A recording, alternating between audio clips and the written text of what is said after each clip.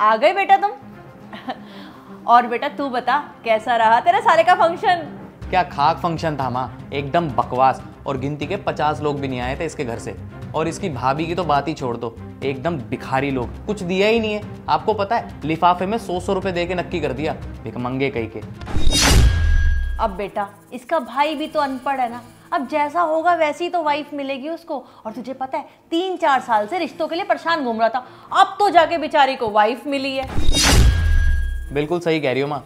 और वैसे भी इसके माँ बाप कौन से पढ़े लिखे हैं। अब पापा को ही देख लो, किसी 10 लोगों में बिठा दिया जाए ना तो वो ढंग से खाना भी नहीं खा पाएंगे शर्म के मारे। सही कहा बेटा तूने एकदम। अरे ये तो हिमांशी का कॉल आ रहा है। हेलो। अरे हाँ बेटा, हो गई तेरी भाभी के भाई की सगाई। अब बेटा जैसी होनी थी वैसी तो होगी ना।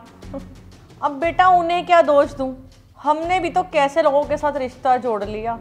अब वही है बेटा, भगवान का शुक्र मनाएं कि उन्हें रिश्ता मिल गया। तुझे पता है नौकरी करता नहीं है, सारा दिन लफंडर है, घर में बैठा रहता है, काम धंधा कुछ है नहीं है। घर देखा है खंडर जैसा घर है। अब बता कौन देगा अपनी लड़की। और वही ये लड़की मिल गई है, यही बहुत शुक्रिया था भगवान का। और बेटा शुक्र मनाए कि कम पढ़ी लिखी लड़की मिल गई। बेटा किस्मत वाली है तेरी भाभी, जो इसके भाग खुल गए, हमारे घर में इसका रिश्ता हो गया। नहीं तो पता नहीं कहीं इसका बाप इसको गांव में फेंक देता।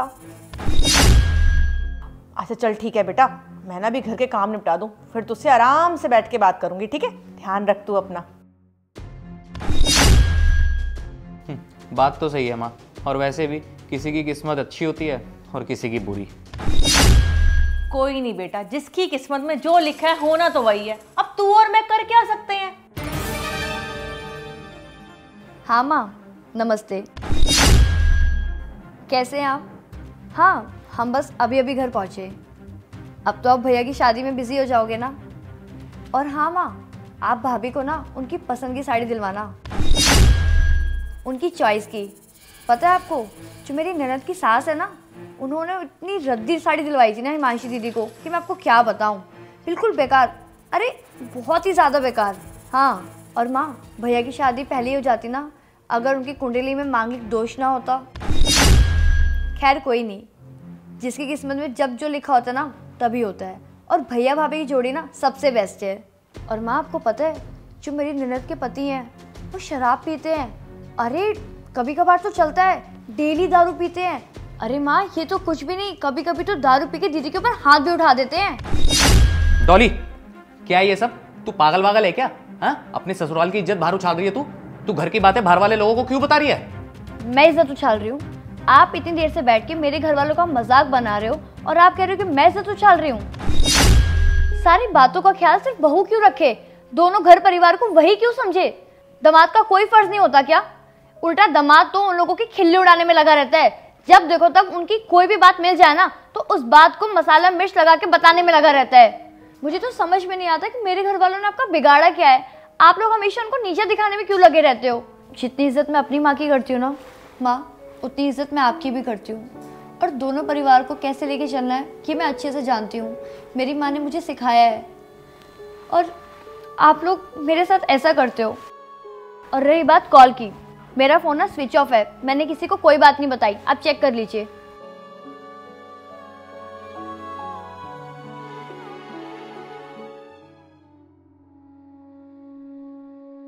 डॉली तुम बिल्कुल ठीक कह रही हो, गलती मेरी है। मैंने तुम्हें कभी समझा ही नहीं। और जब से तुम्हारी शादी हुई है तुम इस घर की हो गई हो और तुमने मेरी माँ का कितना ख्याल रखा।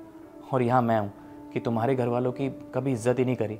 और तुमने देखो ना कभी कुछ बोला ही नहीं मुझसे। आई एम रियली सॉरी, मुझे मेरी गलती का एहसास है। मैंने तुम्हारे माँ बाप को कितना कोसा, मैंने कभी सोचा ही नहीं कि तुम्हें कैसा फील होता होगा। आज जब तुमने मेरे घर वालों की इतनी बुराई की तो मुझे फील हुआ। देखो प्लीज़ मुझे माफ़ कर दो। मैं प्रॉमिस करता हूँ कि आज के बाद कभी तुम्हारे पेरेंट्स के बारे में बुरा नहीं बोलूँगा। मैं उन्हें अपने माँ बाप की तरह रखूँगा, मैं उन्हें अपने माँ बाप की तरह मानूंगा। हो सके तो प्लीज़ मुझे माफ़ कर दो। बेटा मुझे भी माफ़ कर दे, मुझसे भी गलती हो गई। मैंने तेरे घर वालों के बारे में ऐसा कहा। अब कोई अमीर हो या गरीब हो, वैसे ऐसे किसी के बारे में बोलना नहीं चाहिए। सच में मुझसे बहुत बड़ी गलती हो गई। तूने तो हमें अपना लिया, पर शायद हम दोनों तुझे अपनाना भूल गए थे। और बेटा मैं अपने घमंड में इतनी चूर हो चुकी थी कि मैं कोई भी मौका नहीं छोड़ती थी तेरे घर वालों की बेइज्जती करने का, और मुझे ऐसा करना नहीं चाहिए था। आज मुझे अपनी गलती का एहसास हो रहा है। अरे तू तो इतनी अच्छी है, मेरी इतनी इज्जत करती है, और मैं कितना गलत कर रही थी। तेरे पापा मम्मी कितने अच्छे हैं, उन्होंने तुझे कितने अच्छे संस्कार दिए हैं, तभी तो तू मेरी इतनी इज्जत करती है। और एक मुझे देख, मैं तेरे माँ बाप के साथ क्या कर रही थी, उन्हें भला बुरा बोल रही थी, जो कि मुझे बोलना नहीं चाहिए था। बेटा मुझे पता है मेरी गलती ना माफ़ी के लायक नहीं है, पर फिर भी मुझे माफ़ कर दियो अपनी माँ समझ के। अरे नहीं माँ जी, आप हाथ मत जोड़िए, आप मेरे से बड़े हैं, ऐसे अच्छा नहीं लगता। और आप लोगों को आपकी गलती का एहसास है, बस यही बहुत है मेरे लिए।